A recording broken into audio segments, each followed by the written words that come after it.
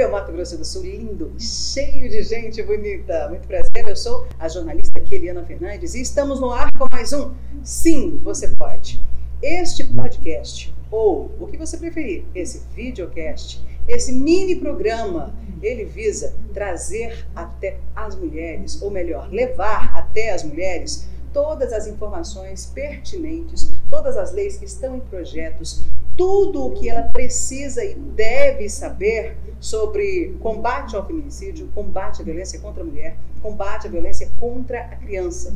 Então, se você conhece alguém que precisa assistir esse podcast, não esqueça de pedir para seguir aí as nossas redes sociais. Estamos também no Spotify. Você pode acessar aí esse podcast, esse videocast pelo estadoonline.com.br, também no YouTube, o Estado Online MS, Instagram, o Estado Online MS e Facebook, o Estado Online MS, além das redes sociais dessa jornalista, Eliana Fernandes TV no Instagram e Eliana Fernandes no Facebook. Combinado? É o seguinte, a partir de hoje eu vou estar aqui sempre acompanhada dela, Carol Reis, ela que é uma coach renomada, ela que é expert realmente em assunto mulheres e vai ajudar a gente a fazer com que essas mulheres que estão em casa, elas sejam cada vez mais interessadas em serem líderes, serem mulheres que vão para a linha de frente realmente para combater a violência doméstica, para combater o feminicídio e defender os seus pequenininhos. Porque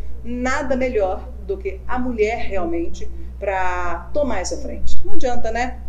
Desde que o mundo é mundo, o que o homem faz, Carol Reis? O homem vai buscar, né? Vai buscar a caça e quem cuida dos filhotinhos em casa, na caverna, é a mulher, é a mãe. Então, ela é quem protege. Porém, eu não sei, não vivi naquela época, mas eu não vejo, historicamente, esses homens das cavernas maltratando essas crianças, né? Maltratando as mulheres. O que a gente via é que eles estavam preocupados só nisso, que é ir lá, buscar a caça, trazer, prover o sustento. Bom, primeiro, eu quero dar as boas-vindas a essa mulher maravilhosa, que é autora, inclusive, de livros, e tem feito a diferença na vida de muitas mulheres, e com esse projeto aqui acredita que fará mais ainda, né, Carol? Assim espero, Eliana. Muito obrigada por me convidar para participar desse projeto maravilhoso. É um tema que eu sou apaixonada, que eu também me sinto apaixonada para falar, para compartilhar, para dividir com as mulheres, porque eu acredito que o conhecimento traz poder. E quando a gente se empodera do conhecimento, a gente também precisa compartilhar para que ele chegue a mais pessoas. E o objetivo aqui é, inclusive, que nós formemos mulheres mais interessadas em se tornarem líderes. Líderes, inclusive, líderes políticas, mas não precisa ser só dentro da política, né? Porque você tem, sim, que ter, saber se comunicar, ter vez e voz, mas para isso você tem que ter o conhecimento. Então, esse programa veio para isso. O que a gente vai abordar hoje? A gente vai abordar algumas questões que estão acontecendo aí, algumas leis sancionadas, projetos de lei que estão em vias de serem aprovados ou não. Hoje nós vamos falar sobre um paradoxo, uma contradição que está acontecendo dentro do governo federal. Mais especificamente, na alta cúpula do governo federal, que é ali, na presidência. Nós não estamos entendendo muito bem. Paridade salarial não pode. Mas obrigar as grávidas a ficarem em casa, mesmo que elas não queiram, pode. Bom, se você não concorda com isso, então você reclame, você faça a sua voz ser ouvida nos 4 cantos do Brasil, porque sim, você pode estar no ar.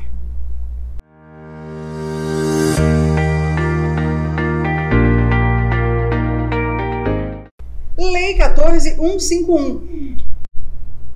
Foi sancionada pelo presidente da República.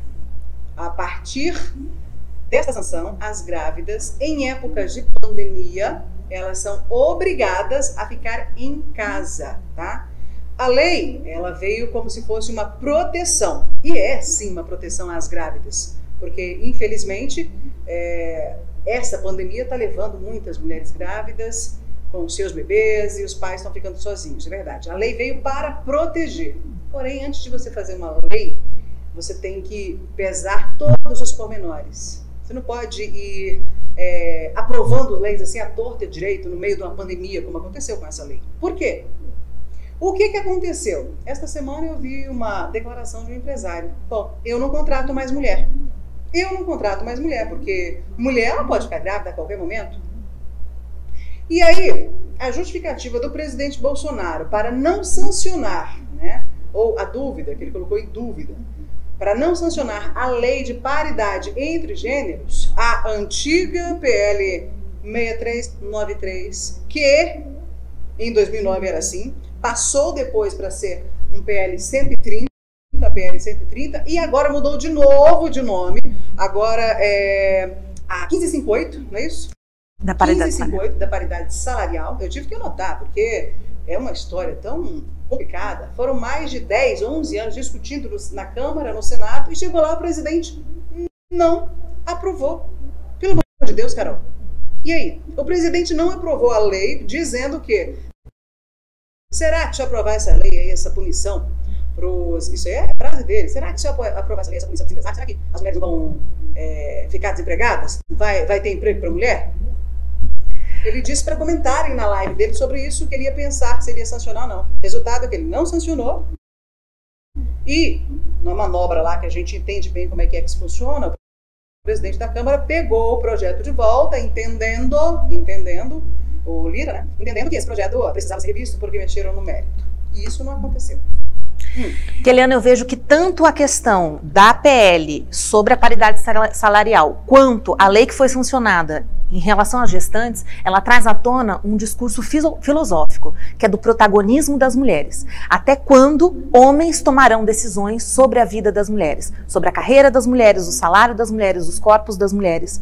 Nos Estados Unidos, um conselho de homens decide quantos absorventes as detentas presidiárias femininas elas vão usar durante o mês no seu período menstrual. Meu Deus. Então, qual é o critério que os homens têm para olhar demandas que são tão particulares? Femininas, né? Femininas. E nós temos ali pouca representatividade, ainda bem que temos representantes de peso, mas ainda assim são poucas, e que não necessariamente contemplam toda a diversidade, o que chamam de interseccionalidade entre toda essa pluralidade feminina, as mulheres negras, as mulheres indígenas, que têm demandas diferentes. Então precisamos de mais mulheres discutindo, precisamos de consultas públicas, precisamos trazer o povo e as mulheres para tomarem essas decisões, porque fica nessa coisa especulativa. Ah, mas será que as empresas... E uma live não é o lugar mais adequado para fazer uma consulta pública, concorda? Por favor, né?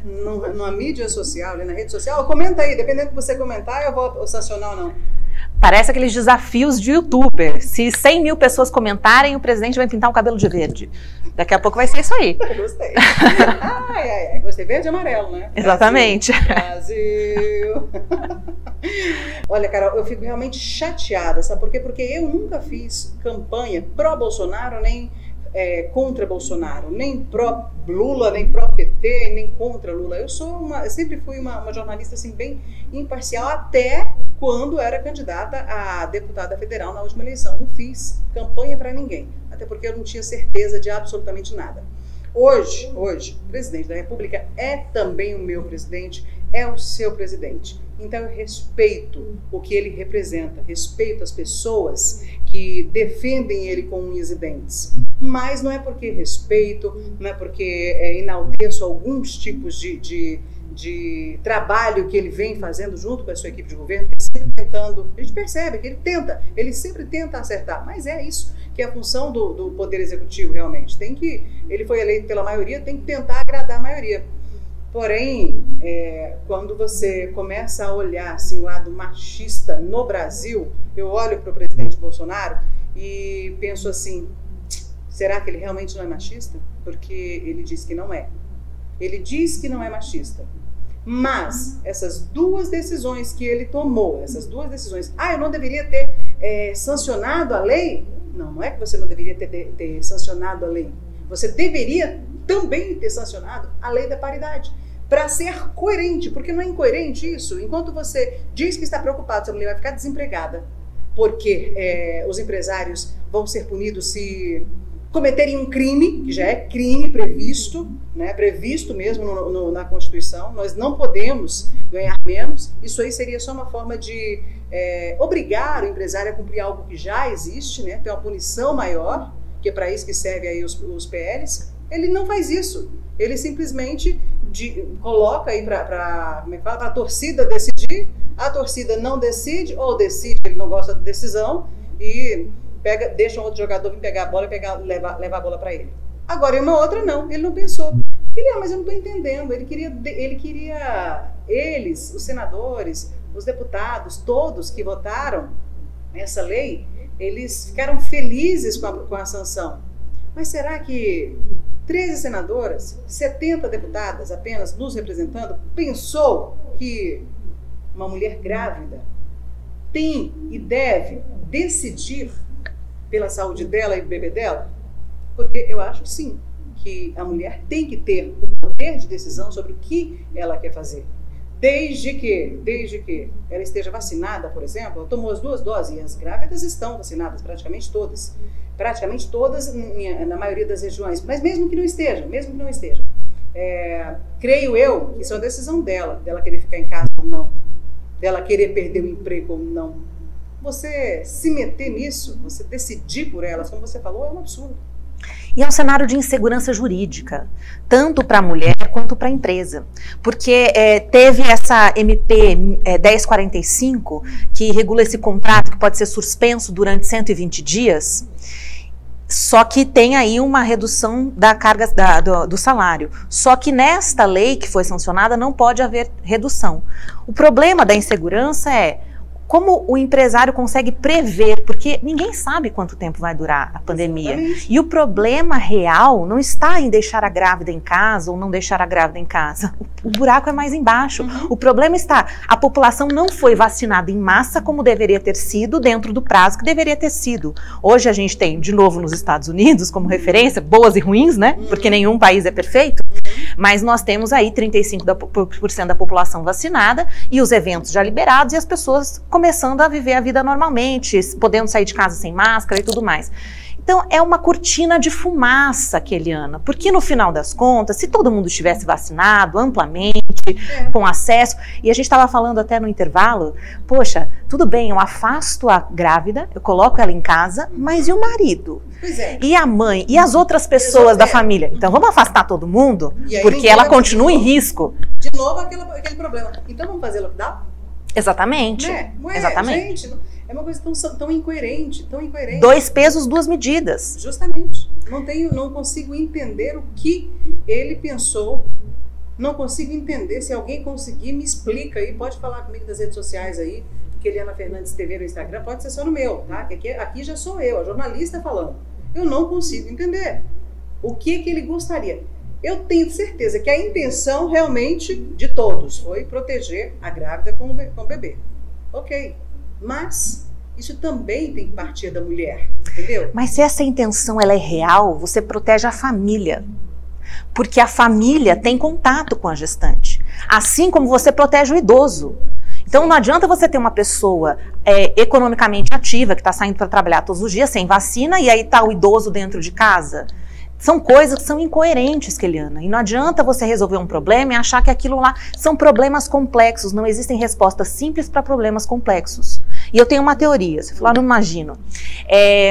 Quando a gente olha, por exemplo, a licença maternidade, em países mais desenvolvidos, Suécia, Finlândia, a licença, ela é tanto do pai quanto da mãe.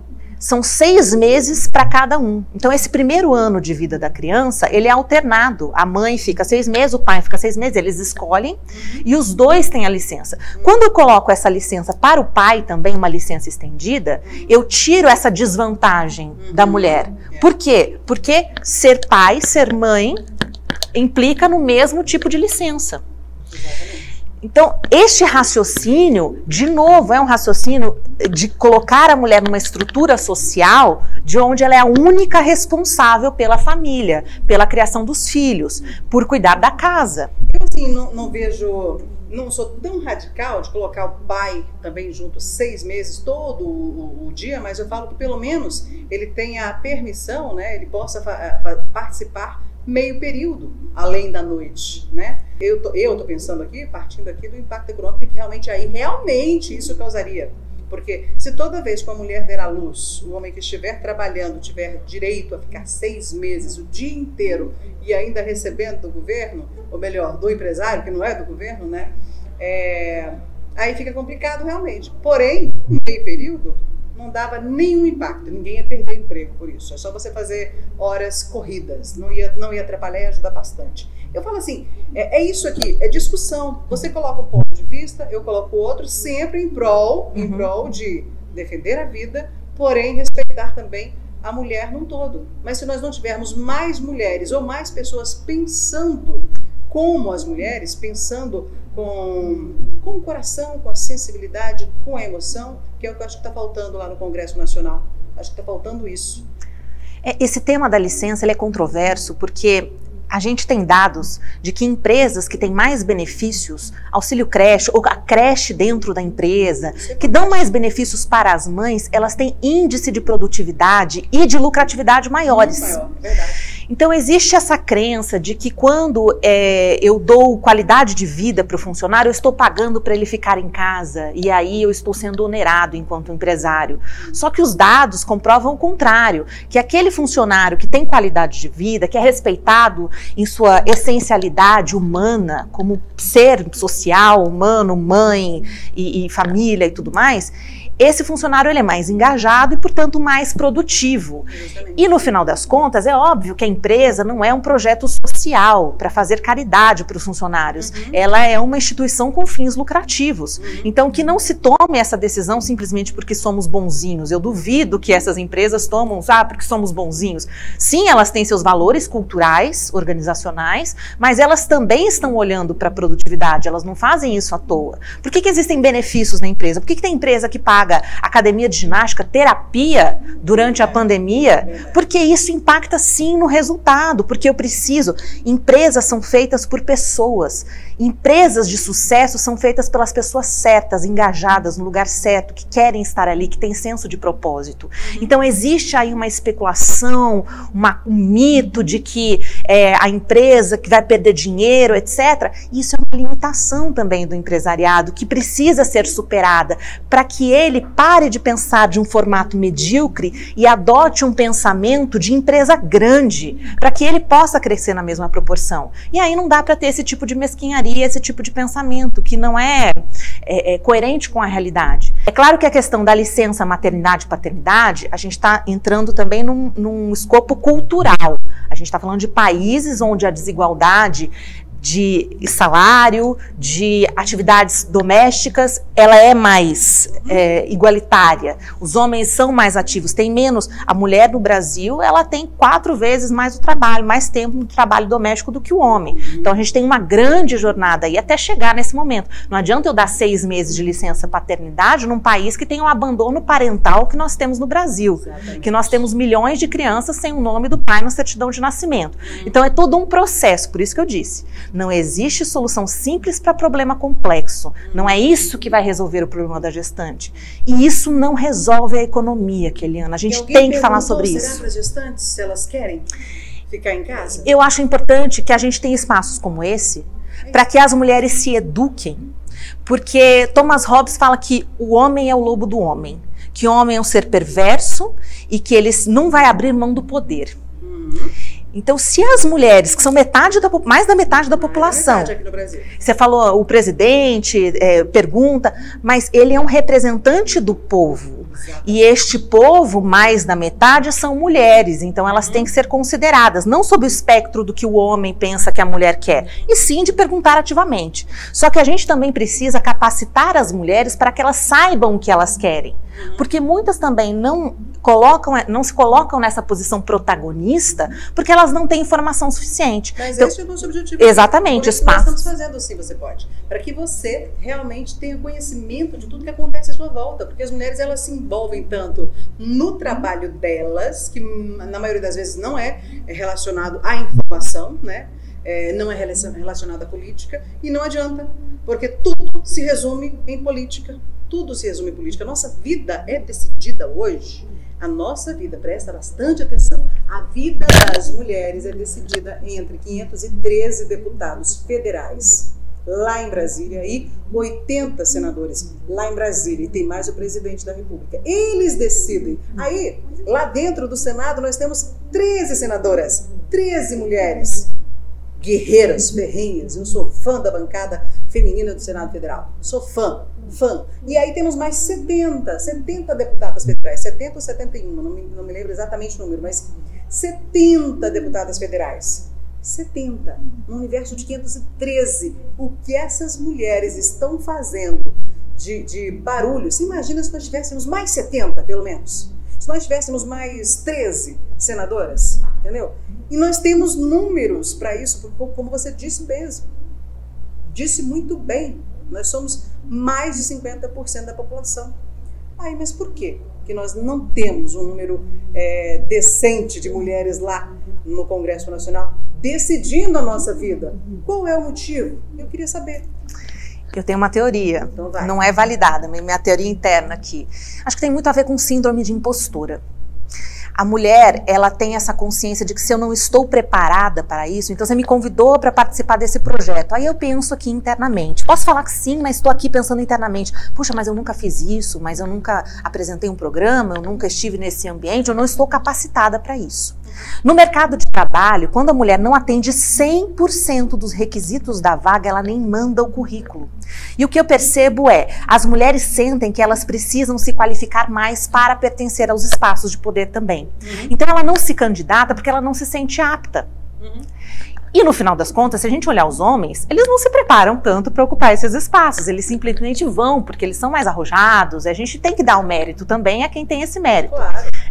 E aprender com eles também, que talvez nós não vamos ter toda a preparação e que nunca estaremos 100% preparadas, até porque o ofício a gente aprende vivendo. O primeiro de tudo é você descobrir por que você veio ao mundo. Por que você veio ao mundo? Você veio ao mundo apenas para criar os seus filhos? Só para criar os seus filhos? Ok.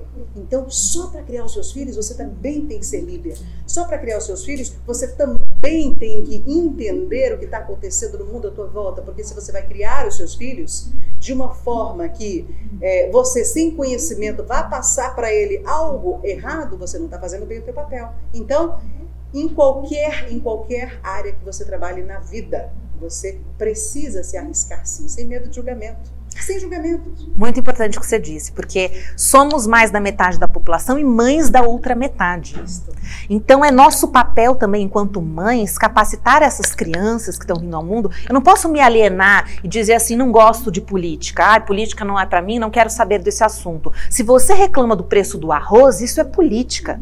Se o preço da passagem do ônibus aumentou, isso é política. Nós somos seres políticos. Se você não tem creche para deixar, se você não tem vacina, isso é política. Nós somos seres políticos. Enquanto a gente não se apropriar desse tema e se inserir, e é claro, a gente não vai sair simplesmente pegando uma manchete do jornal e proferindo opiniões nas redes sociais, à torta direita, como se fosse dono da razão. É realmente se empenhar, aprender, aprofundar cada vez mais. Começa aqui num podcast, lê mais uma matéria, vê as referências que te inspiram, que falam coisas que fazem sentido para você, e aos poucos vai se informando. Porque quando você, enquanto mulher, não se apropria deste conhecimento e não se torna protagonista, as outras pessoas vão decidir para você. E o que você está ensinando para os seus filhos? Que ele é um ser controlado, ele é uma massa de manobra, que outras pessoas vão decidir o destino dele. Meninos e meninas. Justamente. Então é nosso papel social, enquanto mães também, dar esse exemplo, que os nossos filhos sejam questionadores, curiosos, sejam instigados pelo conhecimento, sejam instigados pela diversidade, por conhecer outros pontos de vista, porque não adianta também eu só ler um tipo de coisa, ou só ouvir um tipo de influenciador, ouvir essa diversidade toda para formar uma opinião própria. Hoje, o que eu vejo que é o maior problema e que é uma das habilidades que mais vai ser necessária nos próximos 15 anos, habilidades socioemocionais, é solução de problemas complexos e pensamento crítico. As pessoas, elas simplesmente leem uma matéria e reproduzem. elas não criam um pensamento crítico a respeito daquilo. E às vezes nem investigam se realmente aquela informação é real ou não, entendeu? E olha que genial, hoje a pauta que você trouxe pra gente, Keliana, sobre a lei sancionada sobre as gestantes. Então, olhando de fora, num olhar superficial, algo maravilhoso, que coisa boa, estamos protegendo o direito das gestantes, mas quando você olha com pensamento crítico, você fala, peraí, o que está por trás disso? Aos interesses de quem isso atende? Exato. É da gestante? Até certo ponto, sim. É do empresário? Não tanto. Mas esse da gestante, será que atende mesmo no longo prazo? Ou será que isso estigmatiza ainda a mulher no mercado de trabalho? Sobretudo quando existe essa dissonância que você falou, né? Esse paradoxo de não ter salário igual. Exatamente. Ué, e com essa justificativa, né? Nem só ter salarial, com essa justificativa que não é plausível, porque já está aprovado, inclusive lá no Senado, Paulo Paim no relatório disse, gente, se nós tivermos uma paridade salarial mesmo, uma punição para quem descumpre a lei, o impacto econômico vai ser tão positivo que nós vamos gerar mais renda, vamos gerar mais empregos. Então, não tem justificativa. Então, fica esse questionamento. Agora, você falou um negócio agora há pouco, eu achei muito interessante, me fez lembrar de que, eu não me lembro em qual ano, eu sei que eu era presidente do municipal do PMDB Mulher, lá em Dourados. E eu fiz uma audiência dizendo, mulheres educando políticos. Nessa linha que você falou, nessa linha. Porque desde que eu me entendo por gente no jornalismo, eu quero me inserir na política, não só no jornalismo, não, desde 16 anos de idade, nem era radialista, que eu comecei a ser radialista com 17 anos, mas eu já tinha essa ideia de que a gente tem que estar dentro de tudo, tem que estar participando de tudo. E a responsabilidade que eu, como mãe, tenho em formar a Vanessa e a Pietra, mulheres que queiram sim se engajar um dia na política, não para fazer dela profissão, porque minha profissão é jornalista, e acho que também é um erro as pessoas quererem transformar política em profissão. Porém, você se desprender de alguns anos da sua vida para colaborar para a organização da sociedade, que é a política, esse é o fim da política, a organização da sociedade, pensando que temos que ter todos os tipos de sentimentos e pensamentos num Congresso Nacional com mais de 600 pessoas, é também nossa responsabilidade. Por isso eu fiz Mulheres Educando Políticos. Eu e toda a equipe do MDB Mulher, PMDB na época, né? PMDB Mulher, lá em Dourados, há alguns anos atrás. Então, é bem isso, e é isso que eu quero reavivar. E agora a gente tem essa ferramenta fantástica que é a internet para levar isso até as mulheres. Então, vamos pensar um pouco, mulheres, em nós também, mas os nossos pequenos que nós vamos formar. Porque enquanto estamos aí preocupados, reclamando, dizendo, ai, político é tudo ladrão, nós temos que lembrar. O político bom daqui 10 anos pode ser o seu filho, pode ser sua filha. E você tem responsabilidade nisso. É isso. E o político é um servidor público. A mulher, ela é criada para servir. Servir a família, servir o marido, servir os filhos, servir a essa estrutura. E quando a gente se coloca neste patamar de servidora, mas num nível social, olha que grandes transformações a gente pode fazer em relação à nossa própria vocação. Sim. Pegar isso que é opressor de ser uma servidora do lar e levar isso para um patamar de ressignificar e ser servidora da sociedade, de trazer para o bem público. O bem-estar que eu quero para a minha família, eu quero para a minha sociedade, para a minha comunidade, para o meu bairro, para a minha cidade, para o meu país. Então nós somos seres altamente políticos o tempo todo, nós temos esse DNA político dentro de nós, mulheres, na nossa criação, na nossa formação. É questão de lapidar e ajustar para o foco certo. Não necessariamente para levar o leve-trás ali da vizinhança ou pechinchar ali na feira um melhor produto, mas para pensar em soluções maiores, que nós também somos capazes de desenrolar e de criar bem-estar social, porque quando a mulher ela sobe, ela traz as pessoas junto. Quando a mulher ela tem autonomia financeira, quando ela tem segurança, quando ela tem uma rede de apoio, o que ela faz? Ela se torna uma mãe melhor, ela forma pessoas melhores. Quando a gente olha essas áreas muito violentas, né, as favelas, as periferias violentas, o que a gente vê? Muito abandono parental. Então, mulheres que são líderes de família, chefes de família, criam sozinhas seus filhos, sem rede de apoio, sem creche, sem família, e ela tem que sair para trabalhar, essa criança fica o dia inteiro na rua, e aí ela vai para o crime. Então, olha a importância de cuidar das mulheres. Quando a gente fala em previdência, a previdência é um problema. Então, a gente vai precisar de mão de obra jovem, mas quem vai dar à luz a essas pessoas jovens? As mulheres. Só que aí a mulher não tem como sustentar o filho. E então, ou a mulher não vai conseguir manter essas crianças e a gente vai ter aumento de criminalidade, etc, etc, ou a mulher vai parar de ter filho. As mulheres que têm mais estrutura, condição para trabalhar e tudo mais, não vão mais querer ter filhos. E aí a gente vai ter populações envelhecidas, como acontece nos países da Europa. Justamente, justamente. Só quero voltar agora para o nosso tema, que é o seguinte. As mulheres grávidas, elas estão protegidas hoje, mas muitas vezes compulsoriamente. Porque nós mulheres, nós mães, nós sabemos até onde devemos, até onde podemos ir para proteger a nossa prole, para proteger o nosso bebê na nossa barriga. E a gente tem que ter a liberdade de decidir isso. E eu não estou aqui colocando, neste momento, o tema aborto, não, tá? Não é isso que eu estou dizendo. Eu estou dizendo que...